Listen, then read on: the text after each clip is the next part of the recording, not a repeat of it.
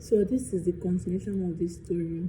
So I told him, since you've not gotten somewhere to stay, you can just stay for now, and when you get somewhere you can go. After all, I'm not using the space.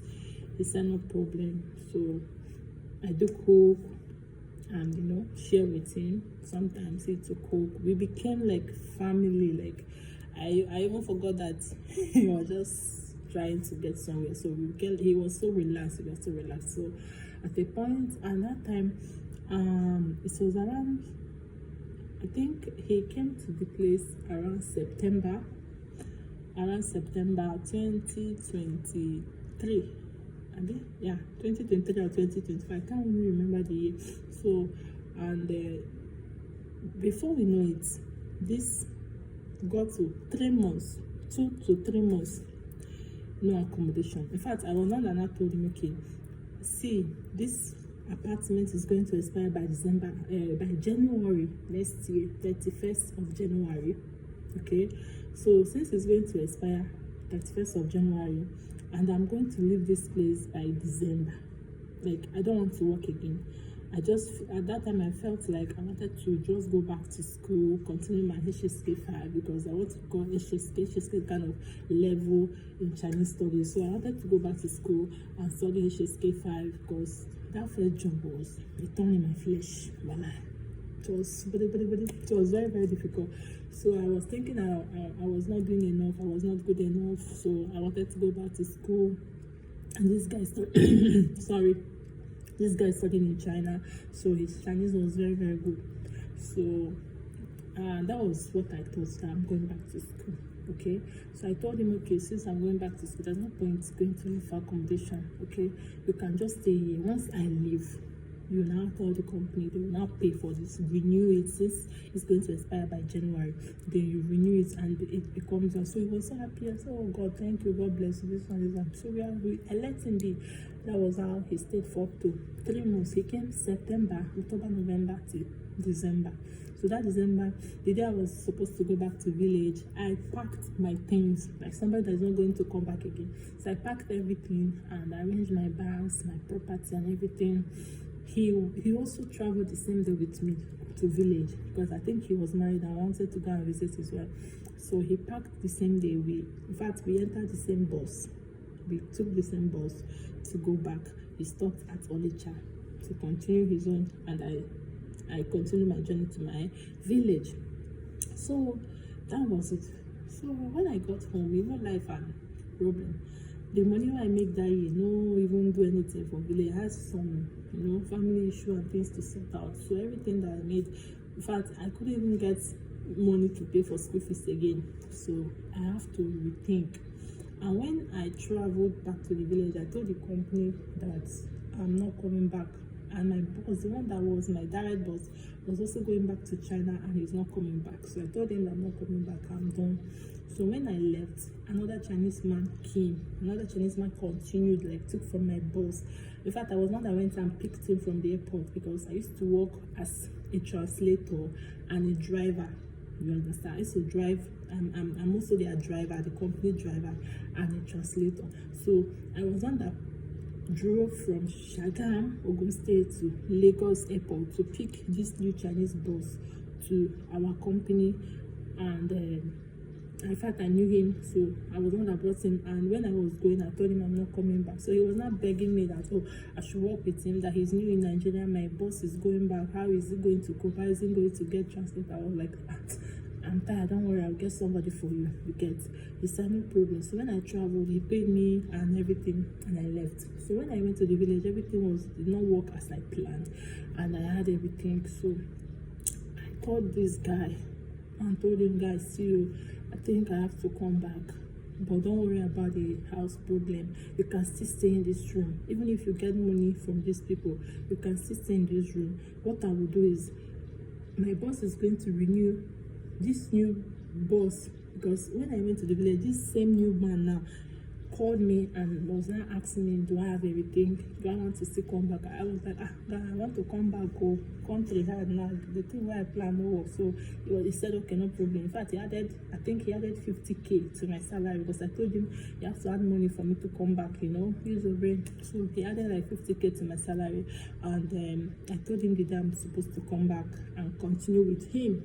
So before I concluded with this Chinese man, I told this guy that I used to stay in my room, see, they say no work as I plan, but no worry, I can leave the room for you, but I just want a space I can stay until this accommodation expires before the Chinese will renew it. But this my new boss now, the same company, the new boss will renew it, but he has to renew it until the accommodation expires.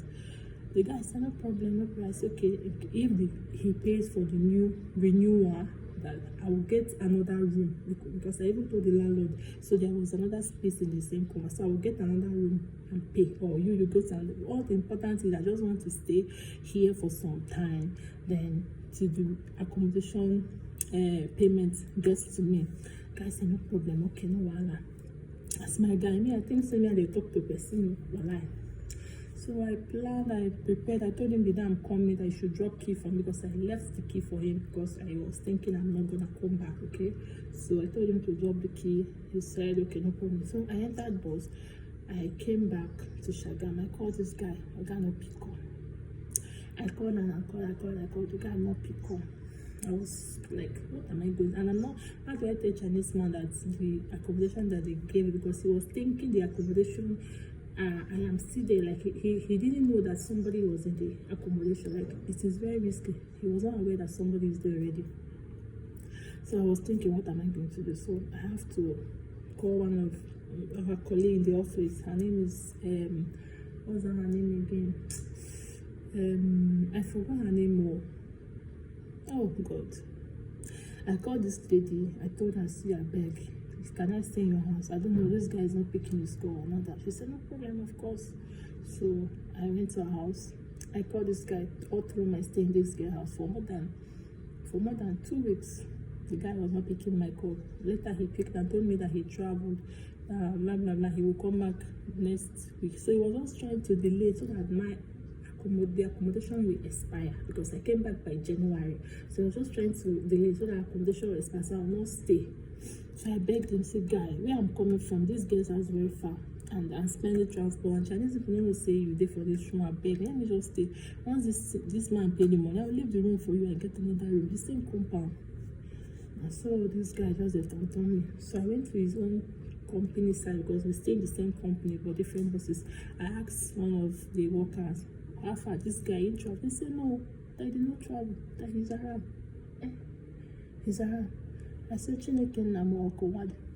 That was when I know he was just doing me like, that he doesn't want me to stay. So the team paid me off my own house, my own room, my own key. Whenever I expire on my house, my room, the room is still counting. It's not like it says it has expired. So I said, okay. So I called him that day, sent me a message, say, guy, why are you doing this? You are around and telling me you are not around. What happened? Why are you doing this? He now said I should come in, that he will be back in the evening. I should come in the evening. I said, okay. So in the evening, I went there, and I went with that same girl that I'm staying in her house. I came to the place, brought everything, like coming back to my house now, normal. And so my guy changed down for me. Say, why? Say I'm very cunning. I told him I'm going back to the village. Why did I come back? Why am I here? Okay, I explained something for you now. What's happened?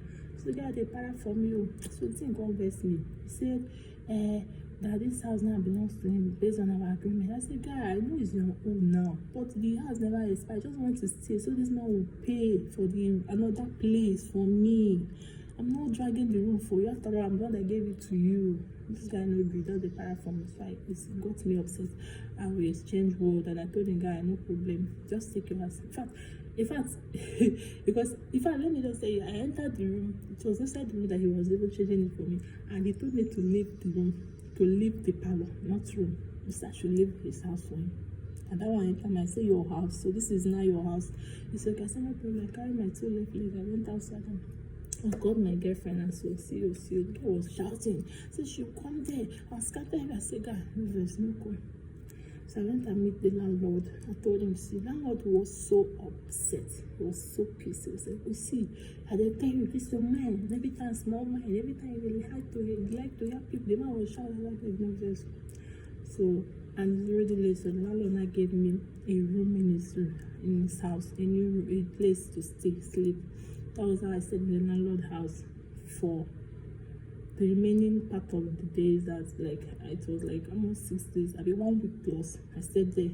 This guy will wake up in the morning, go to work, and see me coming out from the landlord room in landlord's house without paying. Imagine a landlord, Yoruba landlord, fire landlord is now taking care of me, your sister that helped you. You are not staying in my house comfortable.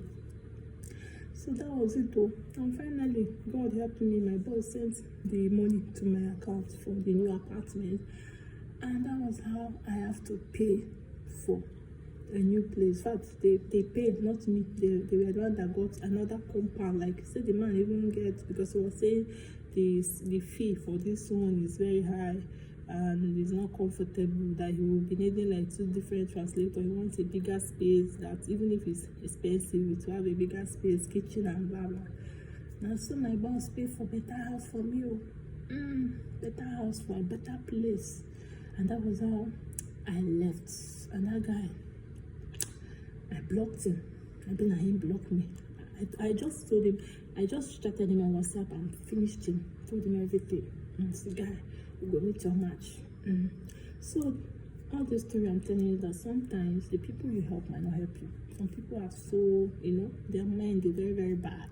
And when they're very bad. I don't know about this guy, because I continued my work. He will go his way, I'll go my way. We stay in the same company. And even the greeting, the assignment, I keep my greeting to myself. I finish up for once. I told him everything. I think I said him block me. I've been at him block me. I've been at me block. I don't even remember.